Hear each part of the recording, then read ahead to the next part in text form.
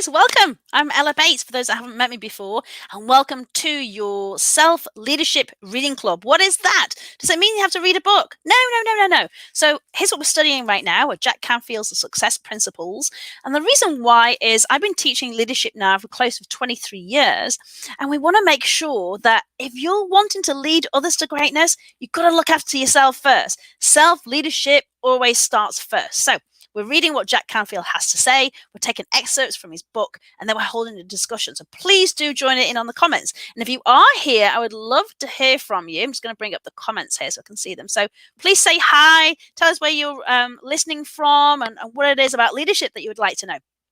But in the meantime, we are on principle number 33. And if this is your very first time, please go and check out the YouTube channel, which will show you previous episodes. We're up to episode 33.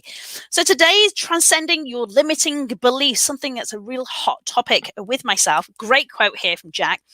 He said, actually, this quote is from Dr. Joseph Murphy. He says, your subconscious mind does not argue with you. It accepts what your conscious mind decrees. If you say, I can't afford that, then your subconscious mind works to make it true. Select a better thought, decree, I'll buy it and I'll accept it in my mind. And Joseph Murphy was the author of The Power of Your Subconscious Mind, if you're wanting to look more into that. I'm just going to alter. Here we go. You can see my fabulous necklace now. What does Jack have to say? He says, many of us have beliefs that limit our success, whether they are beliefs about our own capabilities, beliefs about what it takes to succeed, beliefs about how we should relate with other people, or even common myths that modern day science or studies have long since refused. Moving beyond your limiting beliefs is a critical first step towards becoming successful. You can learn how to identify those beliefs that are limiting you and then replace them with positive ones that support your success. And you are very capable. I've said it before and I'll say it again, that the only limits on your success are the limits that you believe in. That's it. You are putting your own limits on your own success. You can be and do anything you want. Everybody has exactly the same opportunities. We just need to be more resourceful than other people sometimes. Despite the best educational materials available and despite decades of recorded knowledge about how to accomplish any task, we somehow choose to say, I can't do that. I don't know how. There's no one to show me. I'm not smart enough, and so on. There are blueprints on how to do everything. There are game plays on how to do everything, but we're constantly giving ourselves these limiting beliefs. Jack says that believing that you're capable of handling anything that comes up in your life means that you are no longer afraid of anything. So I have something for you to think about.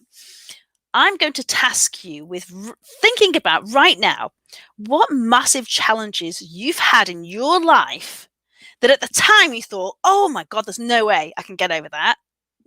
In fact, you've survived it. In fact, not only have you survived, maybe you've thrived on the other side. What is that? What is that? Tell me in the comments. I'll give you one of mine. I remember I worked for TGI Fridays, and I thought, I'd love to be a trainer. I love imparting knowledge, but I didn't get to college and university and study adult education. Bear in mind, this is 23 years ago. I didn't get a university degree in English. I don't know anything about presentation skills and blah blah blah. I can't do that. Who am I to say I love to be a trainer? And then all of a sudden, I got headhunted to be the person that trained the staff and set up this new brand of a restaurant, right? So I just went, you know what? I'm just going to do it. I'm pretty sure I can do it. And I was great at it. And then so on and so forth. And here I am, owning my own corporate training company. And for 23 years, been a keynote speaker on stage and also delivering really great high impact learning experiences in the workplace, right? But at the time I thought, who am I to think that? I can't do that. The only belief I put on myself was my own belief, right? No one told me I couldn't do it. I just believed that I couldn't. How many times have you said, I can't afford that? Well, you certainly can't if you say that out loud, right? If you really, really want it, you're going to really, really find a way of that money. I'm telling you, if something happened right now, so God forbid, and your roof caved in now and you don't have a roof over your head, you're going to be able to find that money to put a new roof on, aren't you? You're not just going to walk away from the house and go, can't afford that. You're going to find a way. There's a way of doing anything. We have these limiting beliefs. So I want you to write a list at some point, all the things that you thought before that you couldn't do, then in fact you went and did, and you've survived and you've thrived it, because you need to look at, if you had that limiting belief, you wouldn't have had that thing, right? I wouldn't be where I am today if I just went, well, I can't do that job, right? You can do anything you put your mind to. It's true. What are limiting beliefs and examples of those? Jack goes on to say, some of them I'm not smart, I'm not attractive enough, I don't have enough money, women or men don't do that kind of thing, they're never going to pick me, even if I don't like this job, I need the financial security. That's something I get asked about a lot. I am an entrepreneur, I'm also a professor for 3 different colleges. And people say, what was the deciding moment for you leaving corporates? And oh my gosh, yes, wouldn't it be wonderful to have that consistent financial security? I have X amount of dollars going into my bank account, but I wanted more out of life. I wanted to be able to be in charge of my own money, of my day, of my clients, and here I am, and I have a different kind of financial security. But at the time, people were like, well, don't do that, don't leave your benefit package, and don't oh no, you can't go and start your own business, you need that financial security, don't limit me in what I can do, right? That was a limiting belief. Here I am now succeeding. The money and time, oh my goodness, I don't have the time to do that. Let me tell you, you do have the time. We just decide to use our time in different ways. So you've got to look at, are you using your time aligned to your value system, for example? I said to myself the other day, I said it myself, I say it all the time, I don't have the time to do that, but I sat and watched Grey's Anatomy for 2 hours. So really, I did have the time, didn't I? Yeah, I really, really did. Jack says some great things, but I've got some other things. Jack invites you to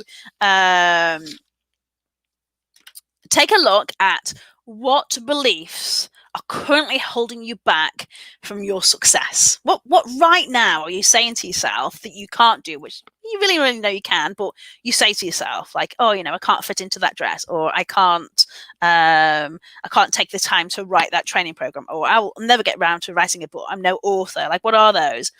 And then list underneath it how you actually want to be. Do you want to be an author? Let's take this as an example. If me said, I don't have the time to write a book. Let's say that's the thing. I don't have a time to write a book, but I want to be an author, right? And then he says, create a new statement, a belief around that. Oh, here's a great example. I wrote this just the other day, so I'm just picking up on my notes here. So I'm not very good at asking for help. I'm not, but it's a limiting belief that it's a sign of weakness to ask for help. I'm a strong, capable woman. Who am I not to ask for help, right? But what happens is, as a result of that limiting belief, I get myself really overwhelmed, and then I'm like, there's all these things to do, but if I just asked for help, I wouldn't have got overwhelmed, right? Really, I want to be able to delegate so I can spend time on what's really important to me, my values, my family, my business, right? So here's my new statement. As opposed to, I don't like asking for help, my new belief system is, I am worthy of receiving the support people want to give me, because there's people out there who really want to help me. So I need to get rid of this limiting belief that I don't deserve to ask for help.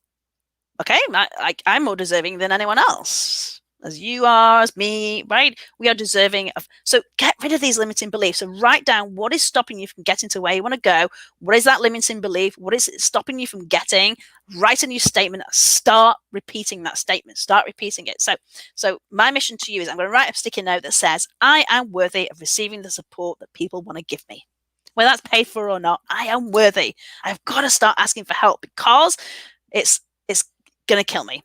The stress, the bad hormones going through my body as a result of stress is not healthy for me. Okay, I have to start asking for help. So that's my mission to you. I invite you to do the same. Look at your limiting beliefs. What is holding you back? We are looking again at next Tuesday at noon. I'm so glad that you're able to join us today. If you're here live, do say hi. If you're here watching the replay, do #replay. This will be on YouTube shortly for you to watch separately if you want to. I look forward to seeing you next episode. Next episode is all about developing 4 new success habits a year. But for now, take care.